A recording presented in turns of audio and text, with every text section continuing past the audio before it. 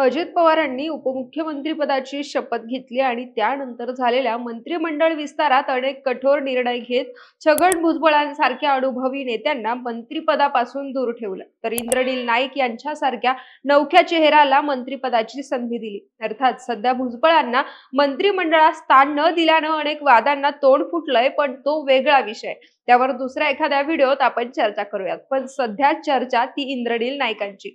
असं म्हणतायत की अजितदादांनी इंद्रनील नाईकांना मंत्रिपदाची संधी देऊन एक मोठी खेळी खेळली।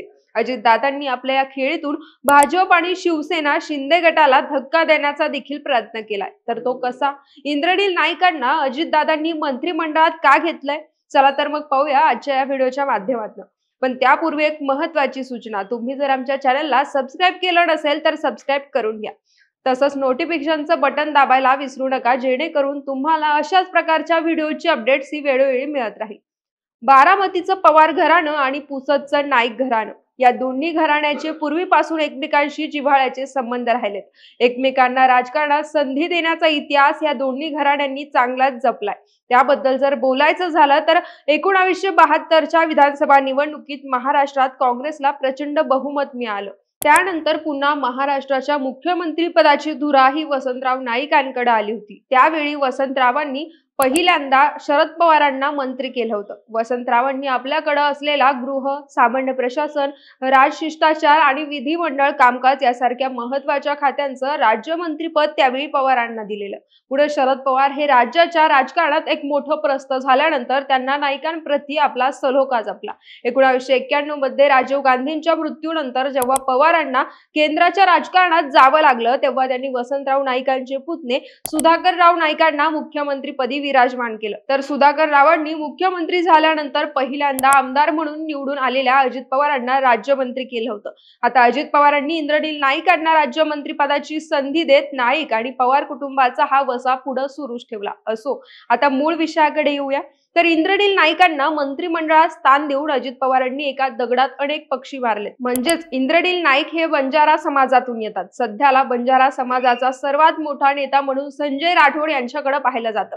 मात्र राठोडांचं नाव मलिन व्यक्तिमत्व असलेल्या नेत्यांमध्ये घेतलं जातं। महाविकास सरकारच्या काळात एका तरुणीच्या मृत्यूसाठी जबाबदार असल्याचे आरोप राठोडांवर झाले होते। त्यावेळी तत्कालीन विरोधी पक्षनेते देवेंद्र फडणवीसांनी त्यांच्या राजीनाम्याची मागणी केली होती। पुढे राठोडांच्या राजीनाम्याबद्दल राजकारण तापायला सुरुवात झाल्यानंतर तत्कालीन मुख्यमंत्री उद्धव ठाकरेंनी त्यांचा राजीनामा घेतला। मात्र नंतरच्या काळात शिवसेनेत फूट पडली आणि संजय राठोडांनी एकनाथ शिंदेसोबत महायुतीत जाण्याचा निर्णय घेतला। त्यावेळी एकनाथ शिंदेंनी त्यांना मंत्रिपदाची संधी दिली खरी, मात्र यंदाच्या देवेंद्र फडणवीस सरकारमध्ये राठोडांना मंत्रिपद नको अशी भूमिका भाजपची होती। त्यानुसार त्यांचं नाव मंत्रिमंडळातून कट झालं होतं। मात्र बंजारा समाजातील काहीही संघटनांनी देवेंद्र फडणवीस आणि महायुतीतल्या इतर शीर्ष नेतृत्वांची भेट घेत राठोडांना मंत्रिपद मिळालं नाही तर बंजारा समाज हा आक्रमक होऊन रस्त्यावर उतरेल असा इशारा दिला होता।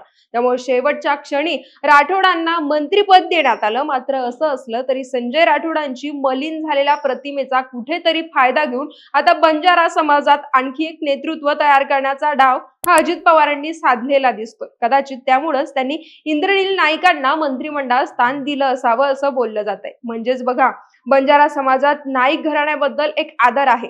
वसंतराव नाईक, सुधाकरराव नाईकांना बंजारा समाजात मानणारा मोठा वर्ग असल्याचं लक्षात येतं।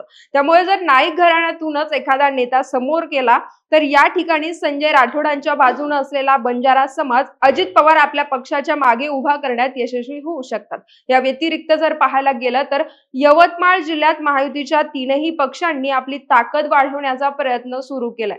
सध्या यवतमाळच्या 5ही मतदारसंघांपैकी 3 मतदारसंघात भाजपचे आमदार आहेत, तर प्रत्येकी एक जागा ही शिंदे गट आणि अजित पवार गटाच्या वाट्याला आली आहे। त्यामुळे जर यवतमाळ आणि त्यांच्या आसपासच्या भागात ताकद वाढवायची असेल तर तिथल्या स्थानिक नेत्याला बळ देणं गरजेचं आहे आणि हे काम अजित पवार इंद्रनील नाईकांच्या माध्यमातून करताना दिसतात।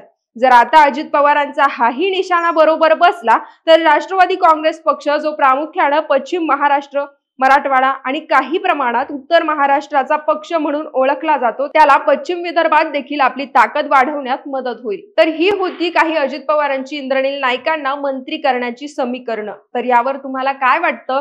तुम्ही आम्हाला कमेंटच्या माध्यमातून नक्की कळवा।